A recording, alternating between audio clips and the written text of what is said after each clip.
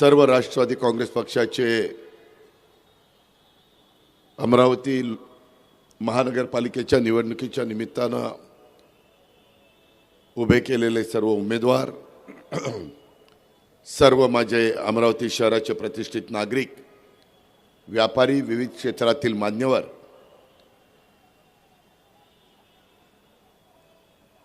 माझे पत्रकार मित्र, बंधू भगिनींनो, माझ्या तरुण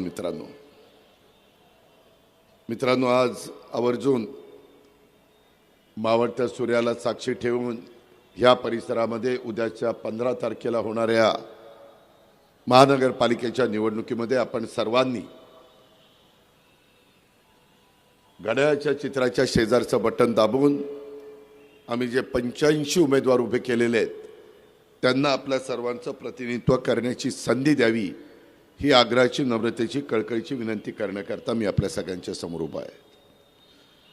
मित्रांनो, अमरावतीच्या या पवित्र भूमीमध्ये माता अंबादेवी, कौंडण्यपूरची माता रुक्मिणी, सालबर्डीची भगवान शिव, वेदपूरचे हनुमानजी यांच्या चरणी सुरुवातीलाच मी नतमस्तक होतो.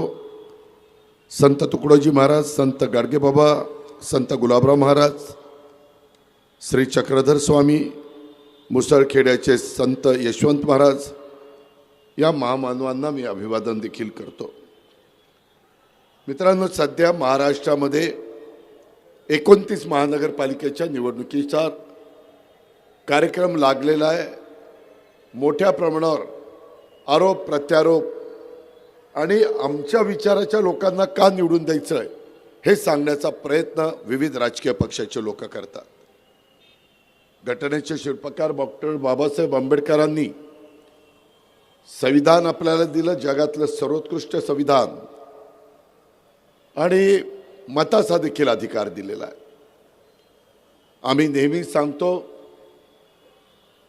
की छत्रपती शिवाजी महाराजांनी हिंदवी स्वराज्याची स्थापना करत असताना 18 पगड जाती 12 बलुतेदारांना बरोबर घेऊन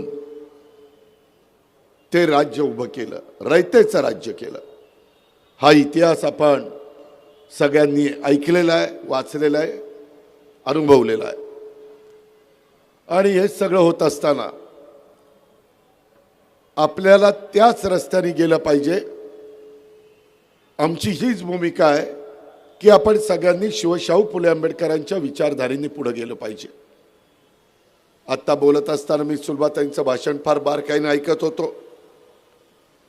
ते साधारण त्यांना आपल्या सगळ्यांचं प्रतिनिधित्व करण्याची संधी मिळाल्यानंतर त्यांनी आम्हा लोकांच्या मदतीनं, सरकारच्या मदतीनं जी काही कामं जवळपास 3275 कोटी रुपयाची केली मागच्या वर्षी, मागच्या पंचवार्षिकमध्ये, ती सांगण्याचा प्रयत्न केला.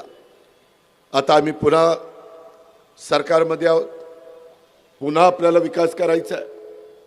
तो विकास करत असताना मला जो 35 वर्षाचा अनुभव आहे, मी पिंपरी चिंचवड महानगरपालिकेचा चेहरा मोहरा बदलून महाराष्ट्राला दाखवलेला आहे. 10 वर्ष पुणे महानगरपालिका माझ्याकडे होती. मी अनेक नगरपालिका उत्तम पद्धतीने त्या ठिकाणी तिथला सर्वांगीण विकास करून दाखवलेला आहे. बंधू भगिनींनो, मी कामाचा माणूस आहे. मला शहरं चांगली करायला आवडतात, विकास करायला आवडतो. फक्त काम दर्जेदार झालं पाहिजे आणि तिथं सगळ्यांच्या मध्ये जातीय सलोखा असला पाहिजे. मी महाराष्ट्रामध्ये अनेक वर्ष काम करत असताना बघितलं, काही लोक स्वतःची राजकीय पोळी भाजण्याच्या करता समाजामध्ये अंतर निर्माण करण्याचं काम करतात, तेढ निर्माण करण्याचं काम करतात. परंतु त्याचा खरा फटका कुणाला बसतो तो गरीबाला बसतो. ज्यांचं दिवसभर काम केल्यानंतर संध्याकाळी चूल पेटती, असा माझा गरीब माणूस त्याच्यामध्ये भरडला जातो. कारण नसताना व्यापाऱ्यांची दुकानं ही त्याच्यामध्ये अडचणीमध्ये आलेले चित्र आपण पाहतो. आणि तो मेसेज जर उद्योगपतींच्या पर्यंत पोहोचला तर उद्योगपती गुंतवणूक करायला तयार होत नाही. ते म्हणतात किंवा तिथं जर जातीय सलोखा नसेल आणि काही वेगळं घडलं तर आपल्या उद्योगावर परिणाम होईल.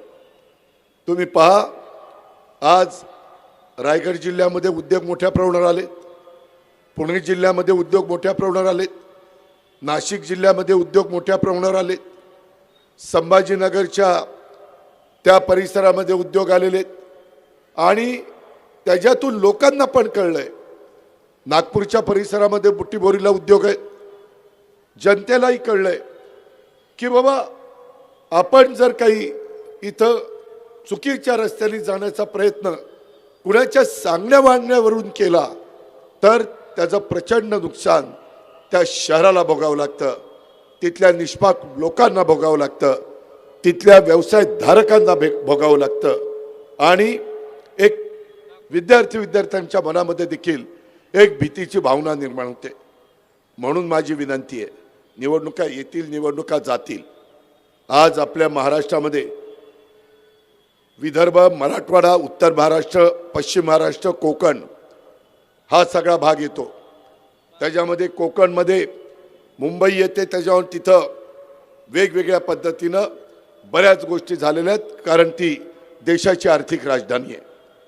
पुण्याच्या परिसरामध्ये देखील फार मोठ्या प्रमाणावर गुंतवणूक पण आलेली आहे, ॲटो क्लस्टर पण झालेलं आहे, ॲटो हब पण झालेला आहे आणि तिथं मोठ्या प्रमाणावर IT चे पण लोक काम करतात. असं सर्व बाबतीमध्ये ते शहर आणि तो परिसर पुढे चाललेला आहे. नाशिकमध्ये देखील आपल्याला तशाच प्रकारचं चित्र बघायला मिळेल. तेही एक विभागाचं महत्त्वाचं ठिकाण आहे. त्याचबरोबर आपण जर बघितलं छत्रपती संभाजीनगर, तिथं पण आता आम्ही जो काही नागपूर ते मुंबई हा समृद्धी मार्ग तयार केलेला आहे, तो आपल्या औरंगाबादच्या संभाजीनगरच्या जवळनं जातो. त्याचाही खूप मोठा फायदा तिथं त्या शहराला होतोय. रोजगार मिळतोय, तरुणींच्या हाताला काम मिळतंय आणि ते शहर पण पुढे चाललंय. नागपूर तर आपली उपराजधानी, त्याही परिसरामध्ये मोठे मोठे कॅन्सर हॉस्पिटल झालंय, बुटीबोरी मोठी इंडस्ट्री आलेली आहे, त्याच्यात नवीन नवीन उद्योग येत आहेत. त्याचबरोबर तिथं विमानतळ आंतरराष्ट्रीय दर्जाचं झालेलं आहे. मी मगाशी नावं घेतली त्या बहुतेक ठिकाणी आंतरराष्ट्रीय दर्जाची विमानतळ आहेत. मुंबईला आहे, पुण्याला आहे, नाशिकला आहे, संभाजीनगरला आहे, नागपूरला आहे. अमरावतीचं विमानतळ आत्ताच मी उतरलो, नाईट लँडिंगचं काम कुठपर्यंत आलं मी अधिकाऱ्यांना विचारत होतो. ते म्हणले की दादा 3 महिन्यामध्ये ते काम पूर्ण होईल, परंतु आपल्याला अजून धावपट्टी वाढवावी लागेल, त्याच्यामध्ये आणखीन काही गोष्टी कराव्या लागतील. कारण जी विभागाची ठिकाणं आहेत त्यामध्ये आता अधिकचं आपल्या अमरावतीला देण्याची गरज आहे. मी आपल्या राज्याचा अर्थमंत्री आहे. मी आपल्याला सर्वांना सांगू इच्छितो की मी मध्ये मंत्रिमंडळामध्ये चर्चा करत असताना सांगितलं की 36 जिल्हे आहेत, त्या 36 जिल्ह्यामध्ये विकास तर झालाच पाहिजे. अंडरग्राऊंड ड्रेनेज झालं पाहिजे, पिण्याच्या पाण्याच्या योजना झाल्या पाहिजे, स्ट्रॉंग वॉटर त्या ठिकाणी जाण्याच्या करता व्यवस्था झाली पाहिजे, लाईटची व्यवस्था झाली पाहिजे. पण हे जिल्ह्याचं ठिकाण नाही आहे, तर हे विभागाचं महत्त्वाचं शहर आहे आणि त्याच्यामुळं इथं झुकतं माप देण्याचा प्रयत्न इथून पुढच्या येणाऱ्या अर्थसंकल्पापासून मागं तर मी दिलेलं आहे, परंतु त्याच्यामध्ये आता सुलभाताईंनी सांगितलं त्या प्रकारे अधिकची भर टाकण्याची गरज आहे. मी ज्यावेळेस निर्णय घेत असतो, टाटा ट्रस्ट आणि राज्य शासन ह्यांचं CIIT अशा पद्धतीनं 200-250 कोटी रुपयाचे प्रकल्प हातात घेतलेले आहेत. पुण्यामध्ये 270 कोटीचं CIITचं काम चाललंय. 220 कोटी रुपये टाटा देत आहे आणि 50 कोटी रुपये तिथं राज्य सरकारने टाकलेले आहेत. आपल्या इथं आपण 200 कोटीचा प्रोजेक्ट करतोय, त्याच्यामध्ये 165 कोटी रुपये टाटा ट्रस्ट काढतोय, 35 कोटी रुपये आपण राज्य सरकारच्या वतीनं DPDCच्या वतीनं तिथं टाकतोय. त्याचंच भूमिपूजन आता करायचं आहे. त्याच्यातून दरवर्षी 7,000 विद्यार्थी-विद्यार्थिनी हे आता आपल्या राज्यात जे शिक्षण दिल्यानंतर त्या मुलाला मुलीला नोकरी मिळू शकेल अशा प्रकारचं शिक्षण देण्याचं काम टाटाच्या बरोबरीनं आपण 36च्या 36 जिल्ह्यामध्ये करायचं ठरवलेलं आहे. परंतु पहिल्या टप्प्यात जे 15 जिल्हे घेतलेले आहेत, 12-15, त्यामध्ये आमच्या सुलभाताईंनी माझ्या मागे लागून अमरावती शहरामध्ये ते मंजूर करून घेतलं. त्याच्यातून तुमच्या इथल्या मुलांना मुलींना CIITचं शिक्षण मिळणार आहे. तुम्हाला कधी जायचं असेल तर ते आम्ही गडचिरोलीला केलेलं आहे, ते सुरू झालंय. रत्नागिरीला काम चाललंय, पुण्यामध्ये काम चाललंय, बीडमध्ये काम चाललंय, संभाजीनगरला मंजूर केलंय. ही समाजाची गरज आहे. नुसती भाषणं करून, एकमेकावर आरोप करून, एकमेकाची निंदा नालस्ती करून मित्रांनो लोकांचे प्रश्न सुटणार नाही. लोकांचं पोट त्यांनी भरणार नाही. त्याच्याकरता लोकांना त्यांचा आर्थिक उत्पन्न वाढवण्याच्या करता आपल्याला दिशा देण्याचं काम करावं लागणार. पंतप्रधान आवास योजना, त्याच्यातून राज्य सरकार मदत करतं. प्रत्येक शहरामध्ये नाही म्हटलं तर काही लोक स्लममध्ये राहतात, झोपडपट्टीमध्ये राहतात, त्यांनाही चांगल्या घरात राहण्याचा अधिकार आहे. तेही आपले जबाबदार सहकारी आहेत आणि त्याच्यामुळं ह्याही कामामध्ये करोडो रुपयाचा निधी हा केंद्र सरकार देत आहे. आपल्या राज्याला काही जवळपास 20 लाख घरं त्या ठिकाणी मंजूर करण्यात आलेली आहेत. त्याच्यातून आपण आपल्या अमरावती परिसरातला गरीब माणूस ज्याला स्वतःच्या पैशाने 100% घर बांधता येणार नाही, त्याला राज्याचा केंद्राचा पैसा आणि काही त्याचा हातभार अशा पद्धतीची घरं आपण उभी करू शकतो. व्हर्टिकल देखील आपण जाऊ शकतो. मगाशी सुलभाताई बोलत असताना इथल्या फ्लायओव्हरच्या बद्दल बोलले. माझं हे आता उद्याचं 15 तारखेचं महानगरपालिकेच्या निवडणुका संपल्या की जवळपास त्याच काळामध्ये ज्या जिल्हा परिषदेचं आरक्षण 50%च्या बरोबर आहे त्या ठिकाणच्या जिल्हा परिषद आणि तालुका पंचायती लागतील. त्याच्यामध्ये पुन्हा आम्ही सगळेजण त्याच्यात अडकू. पण 23 फेब्रुवारीला अधिवेशन आहे. माझी सुलभाताईंना, माझी संजयजींना सूचना आहे की आता जे प्रकल्प हे येणाऱ्या अर्थसंकल्पामध्ये त्याचा अंतर्भाव करण्याची गरज आहे, ते आत्ताच 15 तारखेचं मतदान झालं की मुंबईला माझ्या ऑफिसला जावा.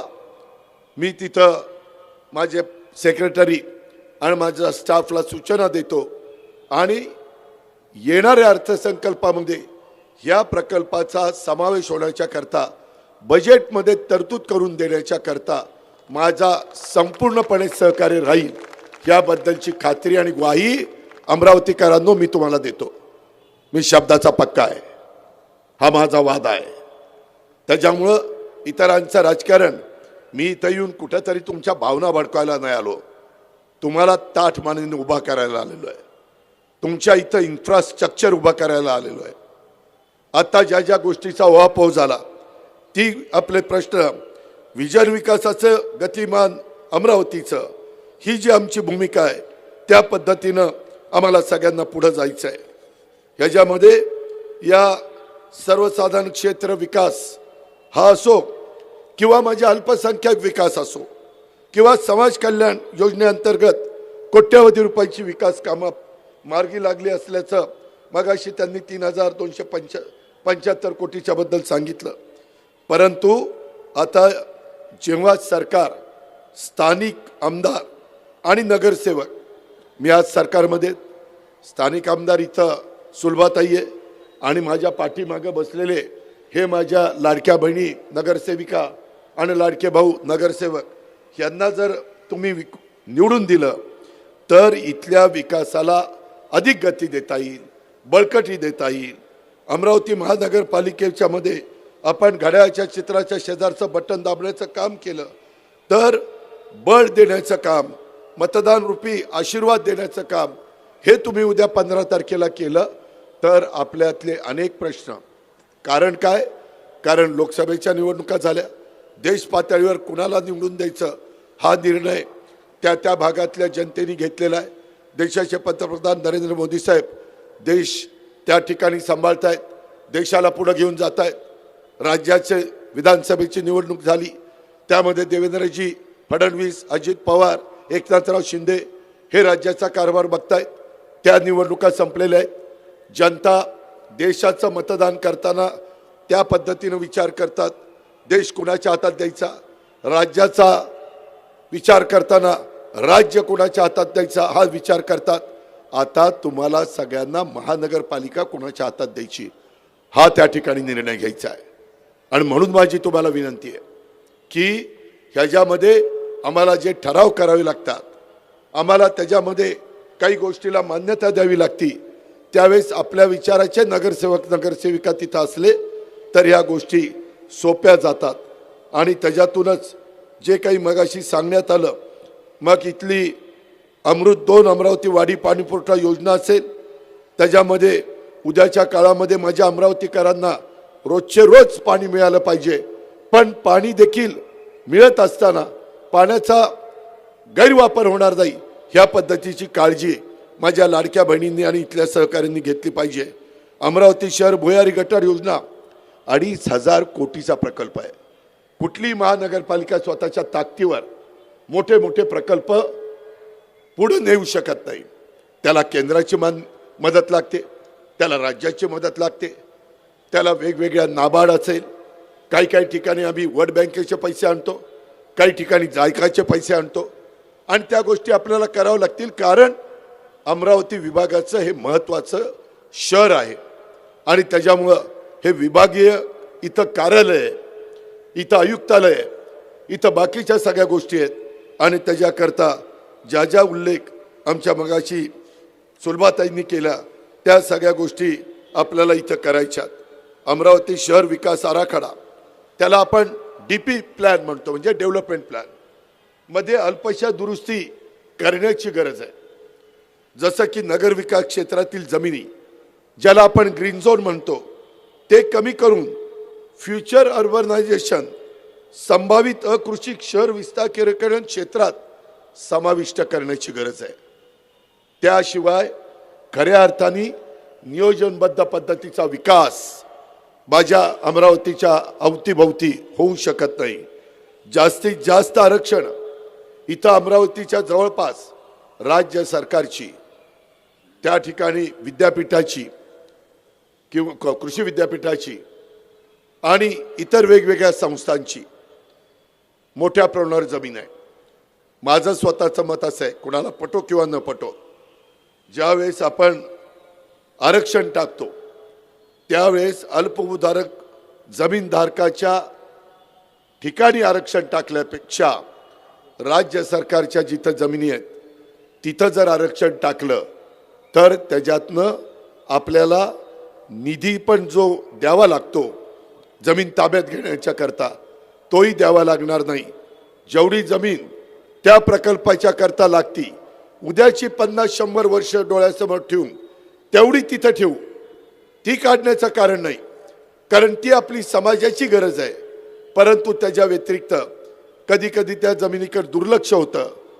तिथं जे काही व्हायला पाहिजे ते तिथं होताना दिसत नाही. आणि म्हणून त्या पद्धतीने आपल्याला पुढे जावं लागेल.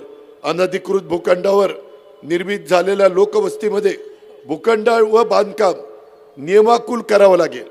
कधी कधी लोक फार त्यांच्याकडे कमी पैसे असतात, कुठंतरी मागे गुंठेवारी केली आणि तिथंच त्यांनी घर बांधलं, तिथं आपल्याला त्याला अधिकृत करावं लागेल. पण ते अधिकृत करताना तिथं रस्ते तर करावे लागतील, तिथं वेगवेगळ्या पद्धतीनं लाईटची व्यवस्था करावी लागेल. त्याच्यामध्ये जर उद्या ॲम्ब्युलन्स पाठवायची असेल, फायर ब्रिगेड पाठवायचं असेल, लोकांना जायचं यायचं असेल तर तेवढ्या मात्र बाबी आपल्याला नीटपणे करावे लागतील. तिथं ज्यांची घरं येतील तेवढ्यांना वाऱ्यावर न सोडता पर्यायी व्यवस्था देखील आपल्याला करता येते. आम्ही महाराष्ट्रामध्ये अनेक वर्ष काम करत असताना अनेक शहरामध्ये तशा प्रकारच्या बाबी केल्या. मी पिंपरी चिंचवडमध्ये केल्यात, मी बारामतीमध्ये केल्यात. मी ज्या जिल्ह्याचा पालकमंत्री असतो, आता बीड आणि पुणे जिल्ह्याचा आहे, तिथं काही ठिकाणी मी लोकांना विश्वासामध्ये घेऊन तशा पद्धतीनं कामं करत असतो. सर्व सिंधी बांधवांचे निवासी आणि वाणिज्य जागेचे लीज पट्टे हे त्यांना भूस्वामी म्हणजे मालक म्हणून हस्तांतरित करावे लागणार आहेत. हेही काम आपण करू, कारण आम्ही सरकारमध्ये आहोत. आता या उद्या जिल्हा परिषद तालुका पंचायतीच्या निवडणुका झाल्यावर अमरावतीकरांनो 3.5 वर्ष कुठल्या निवडणुका नाही, 3.5 वर्ष. मग आपल्याला सगळ्यांना आपल्या भागाचा सर्वांगीण विकास करण्याच्या करता आमदार म्हणून आमदारांना प्रयत्न करावे लागतील. आम्ही महत्त्वाच्या पदावर तिथं बसलोय.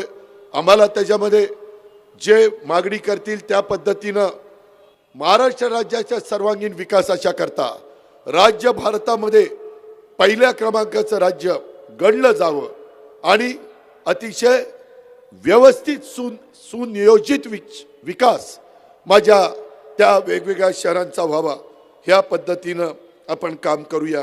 मित्रांनो, मला तुम्हाला एक गोष्ट सांगायची. आत्ता सध्या माझ्याकडे वित्त तर खातं आहेच, नियोजन खातं आहे, प्लॅनिंग कसं करायचं, निधी कसा द्यायचा. माझ्याकडे आता क्रीडा खातं पण आहे. त्याच्यामुळं क्रीडा विभागाच्या संदर्भामध्ये सुरुवातही काही प्रश्न असतील तर जरूर मला सांगा. मी येणाऱ्या अर्थसंकल्पामध्ये त्याचा समावेश करतो. माझ्याकडे अल्पसंख्याक विभाग, ज्याच्यामध्ये मुस्लिम येतात, ज्याच्यामध्ये ख्रिश्चन येतात, जैन येतात, पारसी येतात, बौद्ध येतात, असा जो आमचा अल्पसंख्याक समाज आहे, त्या समाजाचा त्या अल्पसंख्याक विभागातनं आपल्याला निधी देता येतो. आणि ह्यावेळेस आम्ही ओबीसीला निधी देतो. तुम्हाला सगळ्यांना माहिती आहे की आपण एकंदरीतच काम करत असताना सारथी त्याचं काम इथं चाललेलं आहे, ते सर्वसाधारण लोकांच्या करता आहे. महाज्योती इतर मागासवर्गीय लोकांच्या करता, त्यांच्या मुलामुलींच्या करता आम्ही महाज्योती काढलेली आहे. आम्ही बार्टी मागासवर्गीय समाजाच्या करता काढलेली आहे. त्याच्यामध्ये आरटी आपण आदिवासी समाजाच्या करता काढलेली आहे. अल्पसंख्याक समाजाच्या करता कुठली संस्था अशा प्रकारची नव्हती, त्याकरता मार्टी ही संस्था आम्ही काढलेली आहे. उद्याचं आपलं सगळ्या निवडणुका संपल्या की त्याच्या बैठका मी त्या ठिकाणी घेणार आहे. आत्ताच मला येताना सूरज चव्हाण सांगत होतं की दादा युवक कल्याण ह्याची पण बैठक लावा. मागं ज्या मंत्र्याकडे ते खातं होतं त्यांनी त्याच्यामध्ये बरंचसं युवकांच्या करता उद्याचं काय व्हिजन आपल्या महाराष्ट्र सरकारचं असलं पाहिजे त्याबद्दलचा कार्यक्रम हा आपण त्या ठिकाणी करतोय. ह्याही गोष्टी मला आपल्याला ह्या निवडणुकीच्या पार्श्वभूमीवर त्या ठिकाणी सांगायच्या. मित्रांनो, इतर अनेक बाबी आपण केलेल्या आहेत, परंतु अजून खूप काही आपल्याला सारथी, बार्टी, आरटी, अमृत ही पण आपण नवीन संस्था काढलेली आहे. महाज्योती मार्टी अशा संस्थेचे विभागीय केंद्र हे माझ्या अमरावतीमध्ये मंजूर केलेले आहेत. त्यापैकी बार्टी आणि सारथी ह्या केंद्राचं काम चालू आहे. आणि बाकीच्या केंद्राच्या बद्दल मला उद्याच्या अर्थसंकल्पाच्या वेळेस आठवण करा किंवा माझ्या ऑफिसला सांगा की अजित पवारांनी ह्या बाकीच्या पण महत्त्वाचं केंद्र त्या त्या समाजातल्या मुलांना मुलींना तिथं विभागाच्या ठिकाणी जाऊन काय आमच्या करता हे विभागीय केंद्र काम करत आहे. त्याच्यामध्ये खूप चांगल्या चांगल्या योजना आहेत. त्या योजना तुमच्या वेगवेगळ्या समाजातल्या मुलामुलींच्या पर्यंत पोहोचवण्याचं काम आपण सगळेजण करूया. मी त्याच्यामध्ये तुम्हाला सर्वतोपरी सहकार्य करेन. रमाई आवास, PM आवास आणि अन्य घरकुल योजनेच्या कामांना गती देण्याच्या बद्दल देखील 2 दिवसापूर्वीच रमाई योजनेच्या लाभार्थ्यांना दुसरा टप्पा मिळण्याच्यासाठी अमरावती महानगरपालिकेला 28,84,00,000 रुपयाचा निधी आम्ही वितरित केलेला आहे. मित्रांनो, आम्ही बोलत पण नाही. माझ्या बंधू भगिनींनो, आम्ही नुसतं ऐकून तुम्हाला ऐकवत नाही, तर आम्ही कृती देखील करतो. आम्हाला एकंदरीतच आपल्याला श्री अंबादेवी एकविरा देवी विकास आराखडा ह्या मंजुरीस प्राधान्य आणि तीर्थक्षेत्र दर्जा मध्ये तुम्हाला आठवत असेल नागपूरच्या अधिवेशनामध्ये मुख्यमंत्र्यांच्या समवेत आपण ती मीटिंग केली आणि त्याच्यामध्ये काही सूचना आम्ही अनेक ठिकाणी कामं केलेली असल्यामुळं माझा नेहमी प्रयत्न असतो उद्याची 50 वर्ष डोळ्यासमोर ठेवून आपण त्याच्यामध्ये काही अंतर्भाव करायचा. आपल्या इथं आत्ता ताईंनी सांगितलं इथला ब्रिज मला वाटतं रेल्वेचा तो त्या ठिकाणी अडचणीत आलेला आहे. त्यालाही आपल्याला तरतूद करावी लागेल, कारण आपल्या अमरावती शहराला दोन्ही बाजूला जोडणारा तो महत्त्वाचा अशा पद्धतीचा ब्रिज आहे आणि म्हणून त्याला देखील आपल्याला मदत त्या ठिकाणी करावी लागणार आहे। त्या रेल्वे उड्डाण पुलाला 125 कोटी रुपयाचा प्रस्ताव आता शासनाकडे गेलेला आहे आणि विभागाचं ठिकाण ह्या नावाखाली आपण तो ब्रिज देखील मंजूर करू, त्याला पण बजेटमध्ये त्या ठिकाणी तरतूद करू, अशा प्रकारची माझा आपल्याला सगळ्यांना सांगणं आहे। मित्रांनो, तुम्ही काळजी करू नका, तुम्ही फक्त आमच्यावर विश्वास ठेवा। आम्ही शब्दाचे पक्के आहोत, आम्ही आमच्या भागामध्ये करून दाखवलंय। माझ्या अमरावतीकरांना आव्हान आहे, काही हे मान्यवर सुरेखाताई असतील, त्याच्यामध्ये आमचे संतोष असेल, संजयजी असतील, बाकीचे सगळे सुलभाताई असतील, सगळे सहकारी बारामतीमध्ये बरेच जण येऊन गेलेले आहेत। मी फार सिस्टमॅटिक पद्धतीनं बारामतीचा विकास केलेला आहे। आजूबाजूचे पण इंदापूर आणि इतर शहरं त्याही करता मी मदत करत असतो। मी येतानाच ठरवलं होतं की विभागाचं ठिकाण म्हणून ह्या अर्थसंकल्पामध्ये जेवढं काही मला मी 8 लाख 8.5 लाख कोटीचा अर्थसंकल्प हा राज्य सरकारच्या वतीनं सादर करत असतो, महायुती सरकारच्या वतीनं सादर करत असतो आणि तो सादर करत असताना बाकीच्या विभागाच्या ठिकाणी बरंच काही झालेलं आहे, त्यांच्या तुलनेमध्ये आपल्याकडं थोडं कमी झालेलं आहे। जिल्ह्याच्या तुलनेने चांगलं झालेलं आहे, पण विभागाच्या तुलनेमध्ये आपल्याकडे कमी आहे। त्याच्यामुळं मी स्वतः त्यामध्ये लक्ष घालून ह्या शहराला विभागाचा जो दर्जा दिला गेलेला आहे, विभागाचं जे केंद्र केलं गेलेलं आहे, त्याच्यामध्ये आत्ता सुलभाताईंनी सांगितलेल्या आणि मी ज्या गोष्टीचा उल्लेख केला आणि यदा कदाचित काही उद्याचे माझे नगरसेवक नगरसेविका बसल्या त्यांच्याही मनामध्ये काही सूचना असतील, इथं स्टेजवर बसणाऱ्या मान्यवरांनी पण सांगितलं की अजित पवार हे आमच्या शहराच्या फायद्याचं आहे आणि ते जास्तीत जास्त लोकांना मदत करणार आहे, जास्तीत जास्त समाजाला त्याच्यातनं फायदा होणार आहे, अशा पद्धतीची कामं ही मी येणाऱ्या अर्थसंकल्पाच्या निमित्तानं तुमची मार्गी लावेन। त्याबद्दल तिळमात्र शंका तुम्ही मनामध्ये बाळगू नका। परंतु माझी तुम्हाला एवढीच विनंती आहे की आम्ही ज्यावेळेस हे सगळं सांगतोय त्यावेळेस आम्ही सगळेजण आज केंद्रामध्ये आमचा इंडियाला पाठिंबा आहे, राज्यामध्ये आम्ही महायुती सरकारमध्ये सहभागी आहोत सरकारमध्ये, तसं ह्या शहराचा जबाबदारी तुम्ही राष्ट्रवादी काँग्रेस पक्षाच्या घड्याळाच्या चित्राच्या शेजारचं बटन दाबून ह्या माझ्या लाडक्या बहिणींना आणि ह्या माझ्या बांधवांना तुम्ही निवडून द्या। तुमच्या विश्वासाला पात्र राहून तुम्ही टाकलेल्या विश्वासाला कुठेही तडा जाऊ न देण्याचं काम हे सगळेजण करतील। इथं कुणी जर दादागिरी गुंडगिरी दहशत करत असेल तर ती गुंडगिरी मोडून काढण्याचं पण काम आपण करू शकतो। मी महाराष्ट्रामध्ये सांगतो, ज्या गावच्या बोरी असतात त्याच गावच्या बाबळी देखील असतात। त्याच्यामुळं असं कोणी समजण्याचं कारण नाही की आम्हाला पाहिजे तशा पद्धतीनं करू, हे आपण खपून घेणार नाही।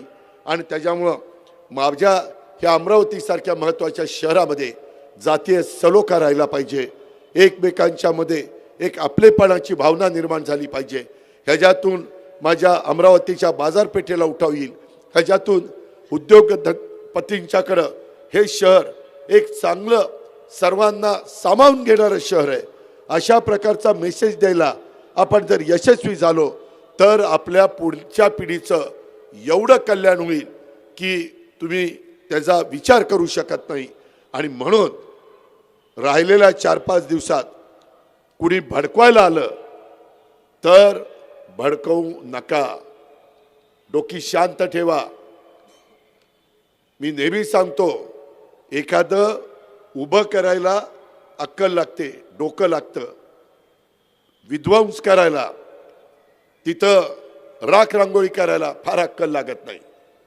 आणि त्याकरता आपल्या सर्वांना एक चांगल्या रस्त्याने नेण्याच्या करता आपण ह्या सगळ्या गोष्टीचा विचार आपण सगळ्यांनी करा आणि त्या 15 जानेवारीला महानगरपालिका निवडणुकीमध्ये घड्याळ या चिन्हासमोरील बटन दाबून राष्ट्रवादी काँग्रेसच्या अमरावतीमध्ये उभ्या असलेल्या माझ्या सर्वच्या सर्व उमेदवारांना आपण प्रचंड मताने विजयी करा अशी मी आपल्याला आग्रहाची नम्रतेची कळकळीची विनंती करतो।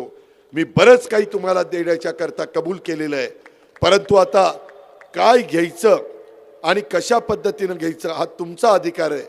तुम्ही त्याच्यामध्ये शांतपणे विचार करा।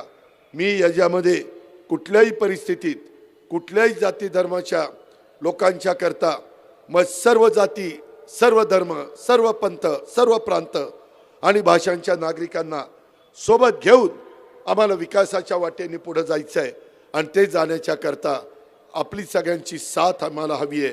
आम्ही सगळेजण राष्ट्रवादी काँग्रेस पक्षामध्ये काम करत असताना कष्टकरी शेतकरी आदिवासी मागासवर्गीय महिला वंचित दुर्बल घटकांच्या सर्वसामान्यांना देखील सोबत घेण्याचं आमचं काम सतत चाललेलं आहे।